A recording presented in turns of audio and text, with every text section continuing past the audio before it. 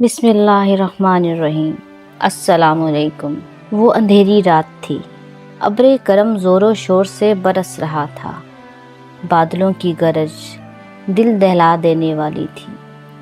بجلی کی چمک کسی بھی لمحے آنکھوں کی روشنی زائل کر دینے کو تیار تھی۔ ایسے میں اپنے گھر سے نکلنا بے وقوفی تھا، اور یہ بے وقوفی ساجد اور اس کے 3 دوست کر چکے تھے۔ ساجد، واجد، تانیہ اور سحر ویکنڈ منانے اپنے گھر سے نکلے تھے۔ شام بہت سہانی تھی۔ آسمان کو سیاہ بادلوں نے ڈھانپا ہوا تھا۔ سرد ہوا سردی کی شدت میں اضافہ کر رہی تھی۔ وہ چاروں اپنے گھر کے قریب والے گارڈن میں اکٹھے ہوئے تھے۔ یار واجد، کیا سہانا موسم ہے، کیوں نہ لانگ ڈرائیو پر چلا جائے؟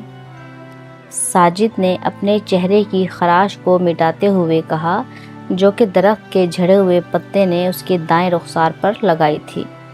پاگل ہو تم، موسم دیکھا ہے تم نے، کبھی بھی بارش ہو سکتی ہے۔ سحر نے لہراتی زلفوں کو سمیٹتے ہوئے ساجد کی بات کا جواب دیا۔ اس کا مطلب ہے تم بارش سے ڈرتی ہو۔ ساجد نے ایک زوردار قہقہ لگایا۔ میں ڈرتی ورتی نہیں ہوں، میں تو بس تمہیں یہ کہہ رہی تھی کہ ایسے موسم میں لانگ ڈرائیو پر جانا معقول بات نہیں، سحر نے وضاحت کی۔ اچھا جی، پھر تو تم بھی ہمارے ساتھ چلو۔ اور تم اکیلی رہ کر کیا کرو گی تانیہ؟ تم بھی ہمارے ساتھ چلو، واجد نے کہا۔ لیکن جانا کہاں ہے؟ تانیہ نے بھی گفتگو میں حصہ لیا۔ وہ میرے پاپا کا فارم ہاؤس ہے نا، ساجد نے کہا۔ کیا؟ اتنی دور؟ چونکتے ہوئے سحر نے کہا۔ ڈر گئی؟ ساجد نے تمسخرانہ کہا۔ جی نہیں، چلو۔ اس کی آواز میں جوش ختم ہو چکا تھا۔ 1 گھنٹے کے بعد سحر، تانیہ اور واجد نیو ایڈن گراؤنڈ میں جمع ہو گئے۔ اب ساجد کا انتظار تھا۔ 2 منٹ بعد وہ بھی کار لے کر آ گیا۔ واجد ساجد کے ساتھ آگے بیٹھ گیا، سحر اور تانیہ پیچھے بیٹھ گئی۔ موسم مزید خراب ہو گیا۔ ہلکی ہوائیں تیز ہو گئی، ہوا میں نمی بڑھ گئی، درختوں سے پتے تیزی سے جھڑنے لگے۔ ساجد نے FM آن کیا۔ سب میوزک سے لطف اٹھانے لگے۔ جوں جوں کار منزل کی طرف جا رہی تھی، موسم کی شدت میں اضافہ ہوتا جا رہا تھا۔ اندھیرے پر اندھیرا چھا رہا تھا۔ بادلوں نے گرجنا شروع کر دیا۔ ساجد اور واجد دونوں اس موسم کو انجوائے کر رہے تھے، جبکہ سحر اور تانیہ پر ایک وحشت طاری تھی۔ میں نے پہلے ہی کہا تھا، موسم کافی خراب ہے، اب بھی وقت ہے، واپس گھر چلتے ہیں، سحر نے موسم کی سختی دیکھتے ہوئے کہا۔ ساجد اور واجد نے اس کا ڈر سمجھنے کی بجائے اس کا مذاق اڑانا شروع کر دیا۔ 2 منٹ کے بعد ساجد نے FM پر چینل چینج کیا۔ سلو میوزک آن ایئر تھا۔ ایک بھیانک آواز FM سے آنے لگی۔ موسم کی شدت میں اضافہ ہو گیا ہے، بارش نے برسنا شروع کر دیا ہے، بجلی کی چمک نے کار کی فلیش لائٹ کو ماند کر دیا۔ سنسان بیان جنگل سے گزرتے ہوئے ایک الگ سا احساس آپ پر طاری ہو جاتا ہے، اور یہ احساس اس وقت وحشت بن کر آپ کو ڈسنے لگتا ہے جب آپ کو دل دہلا دینے والی آوازیں جب دل کو دہلا دینے والی آوازیں آپ کا پیچھا کرنے لگیں، آپ کا نام پکاریں۔ آپ ان آوازوں سے بچنے کی ہر ممکن کوشش کریں، مگر یہ آوازیں ہر گزرتے لمحے کے ساتھ آپ کے قریب سے قریب تر آتی جا رہی ہوں، اور یہ وحشت اس وقت آپ کی جان نکال دیتی ہے جب ایک ہاتھ آپ کے شانے کو چھوئے۔ FM پر RJ کی پر اسرار باتیں سحر اور تانیہ کو اپنے سحر میں لے چکی تھی۔ سٹاپ اٹ یار، بند کرو FM کو، تانیہ نے جھلا کر کہا۔ اچانک ایک جھٹکے کے ساتھ ساجد نے بریک لگائی۔ کیا ہوا؟ بریک کیوں لگائی؟ سحر نے پوچھا۔ پتہ نہیں، خود بخود بریک لگ گئی۔ ساجد نے کار سٹارٹ کرنے کی کوشش کی، مگر کار سٹارٹ ہونے کا نام نہیں لے رہی تھی۔ یار جلدی کر، سحر کے چہرے پر خوف نمایاں تھا۔ وہ کسی بھی طرح اس سنسان سڑک سے اوجھل ہونا چاہتی تھی۔ بارش کی گرتی بوندیں बिजली की चमक, बादलों की गिरज शहर को खौफ के अंधेरों में धकेल रही थी। उसके हाथों की कपकपाहट तानिया देख सकती थी। वो उसे हौसला दे रही थी, मगर खुद भी इसी खौफ में मुब्तला थी।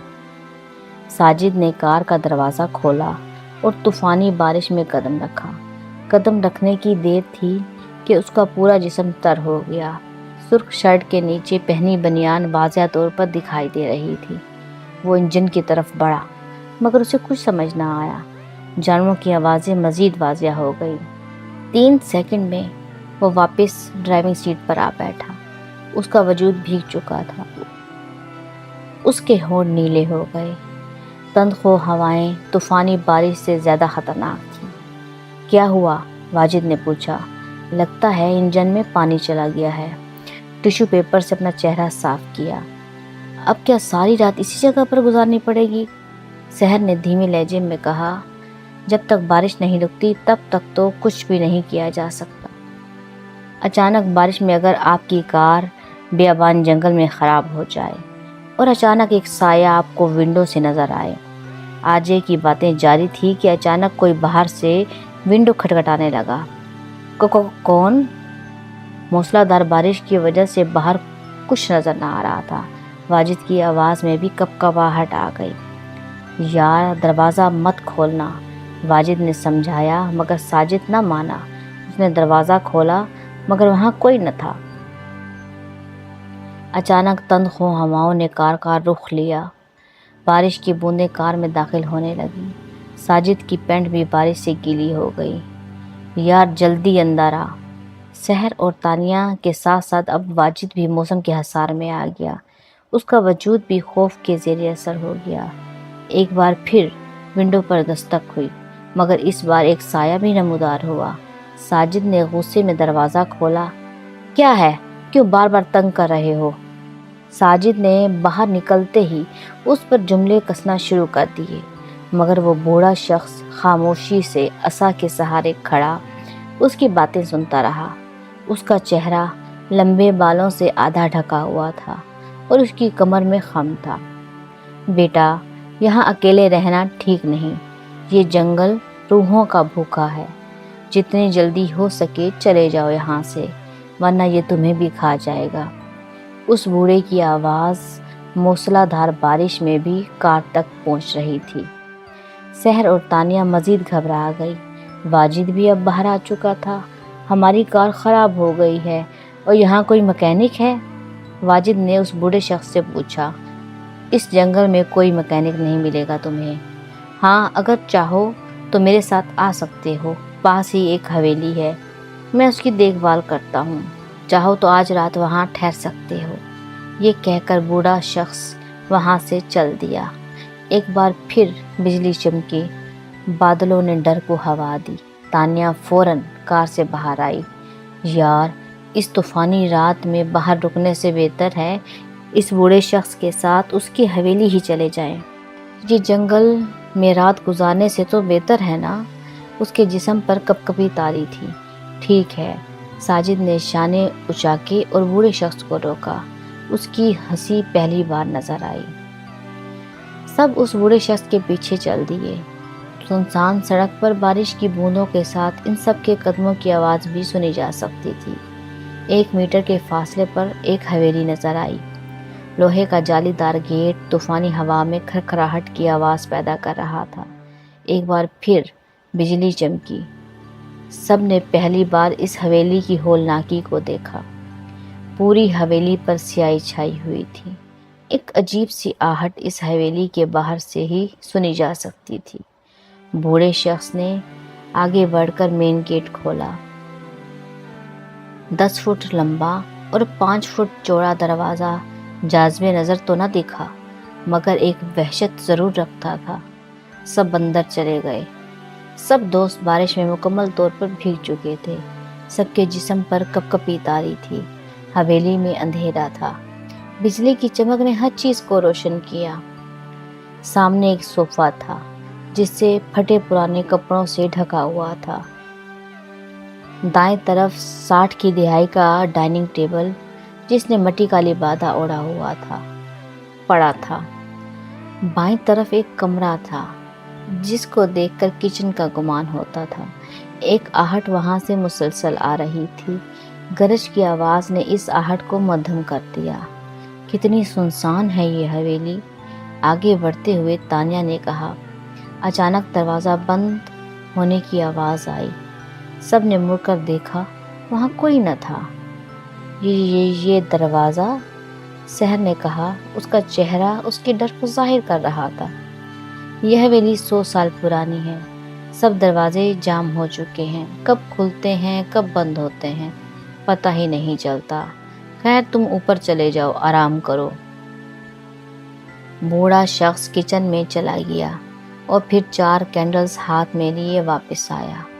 ये लो, यहाँ रोशनी सिर्फ इन्हीं से होती है, और याद रहे चाहे कुछ भी हो जाए अपने कमरे से बाहर नहीं निकलना, वरना। खसियानी हंसी के साथ वो वापस किचन में चला गया। किचन में जाते ही वो हंसी गायब हो गई।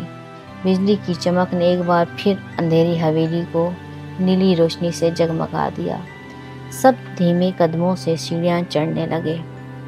हाथों में कैंडल्स रोशन थी, मगर हवा के झोंके इस रोशनी को भी उचक ले जाने को तैयार थे। ऊपर वाली मंजिल पर 4 दरवाजे थे। सब एक एक कमरे में चले गए। तानिया दरवाज़ा खोलकर कमरे में दाखिल हुई। कैंडल की रोशनी ने अंधेरे कमरे को नीम रोशन कर दिया।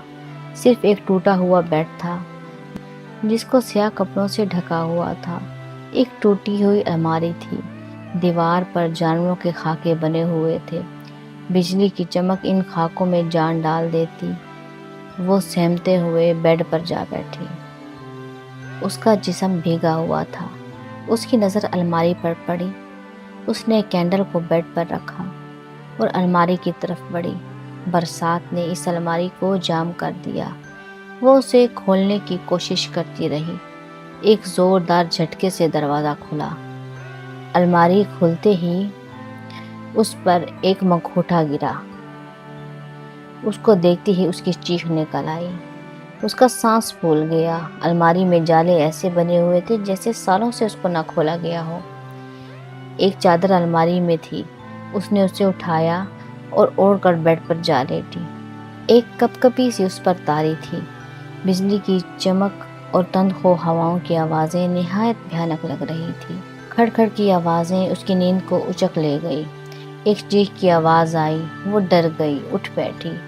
कदमों की आहट सुनाई देने लगी। वो डरते हुए दरवाजे के करीब गई। कौन है, कौन है? लर्ज़ते लबों से पूछा, मगर कोई जवाब ना आया। उसने दरवाज़ा खोला, मगर वहाँ कोई न था। लंबे सांस लेते हुए वो आगे बढ़ी, मगर अंधेरे के सिवा कुछ नज़र ना आया। बिजली चमकी तो उसकी आंखें खुली की खुली रह गई। वहाँ कोई दरवाज़ा न था। वो दरवाजे जिनके ज़रिए सहर, वाजिद और साजिद अपने अपने कमरों में दाखिल हुए थे, सब गायब हो गए। साजिद, वाजिद, सहर, वो चिल्लाने लगी। गरज चमक में इजाफा हो गया। वो वापस मुड़ी तो एक और झटका लगा। उसके कमरे का भी दरवाज़ा वहाँ नहीं था, सिर्फ दीवार थी। वो घबरा गई। एक साया नमूदार हुआ, मगर फिर आंखों से ओझल हो गया। हर तरफ अंधेरा छा गया। वो चिल्लाने लगी, मगर वहाँ कोई न था।